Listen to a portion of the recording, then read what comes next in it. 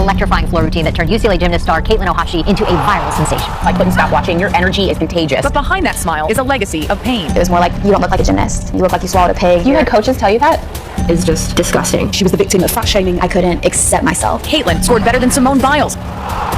But while Biles went on to win 4 Olympic gold medals, Why isn't she going to the Olympics again? There was a time where I was on top of the world.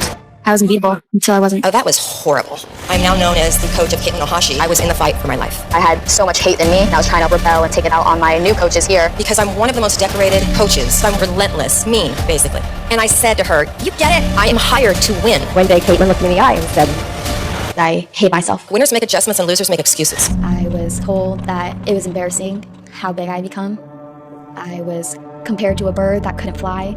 These are all things that when I was skinny, I was told. So what would they think of me when I had become big?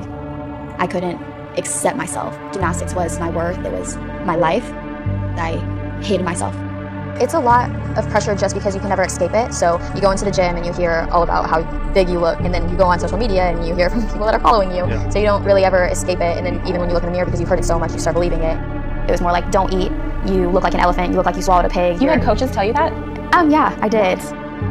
The athletic director calls me in her office and says, we're going to make a change with our head coach, and we would like for you to be the new head coach.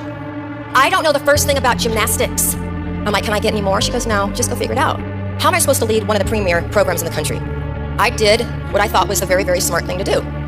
In my mind, a coach was tough talking, relentless, snarky at times, no gray area, black and white, mean, basically. So I learned to say things like winners make adjustments and losers make excuses. When I came out here, it was really hard because I had so much hate still left in me, and I was trying to rebel and take it out on my new coaches here. and I will never forget a team meeting we had halfway through her freshman season, and Caitlin very clearly and unapologetically said, I just don't want to be great again.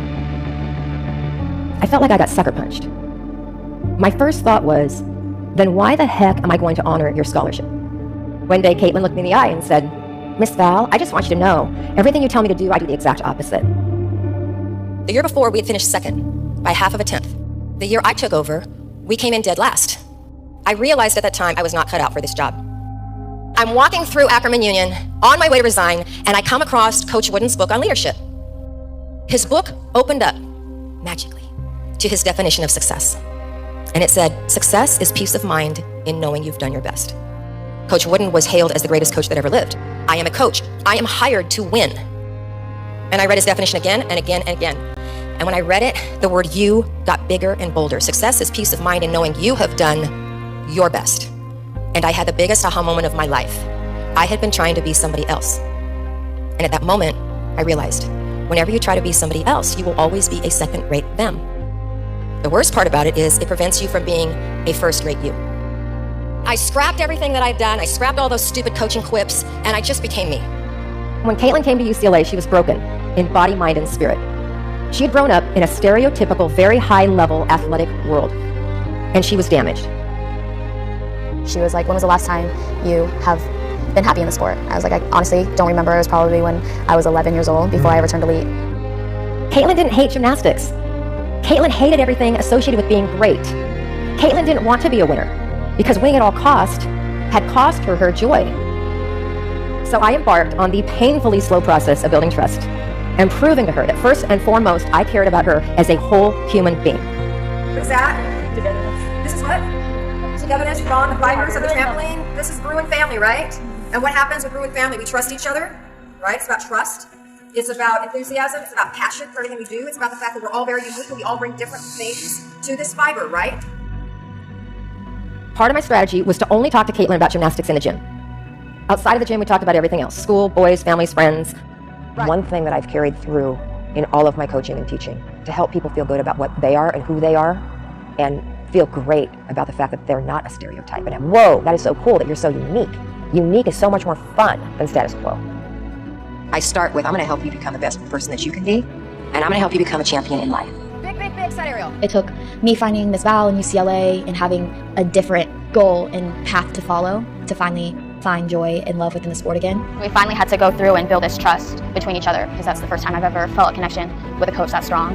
My mom wasn't exactly happy when I quit elite gymnastics and wanted to go to college. Miss Val asked her why she had like a change in her heart. And she said, I see how happy your daughter is. And that's all it took to feel like a person again.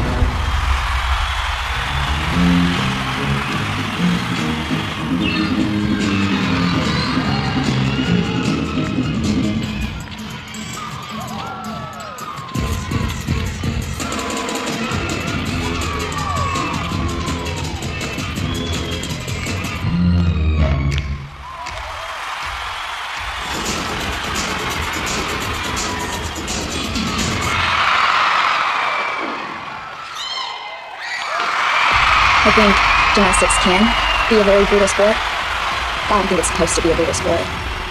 I just hope that in 10, 20 years, there will be people leaving the sport feeling untouched by it. At the end of the day, I think this should have been my path. I haven't been able to feel this type of happiness in a long time. I found my joy, my voice, myself, and my love for the sport. It's not the outcome, it's not me standing on a podium with medals, it's me being able to walk out with a smile on my face and truly being like happy with myself. And that's first. I don't remember the faces of my biological mom and father. I can see their figures, but I don't even remember what they look like. They were the only people who believed in me because of my vitiligo. A skin condition that caused patches of my skin to turn white. And in my village, because of this, they thought that I was the devil's child.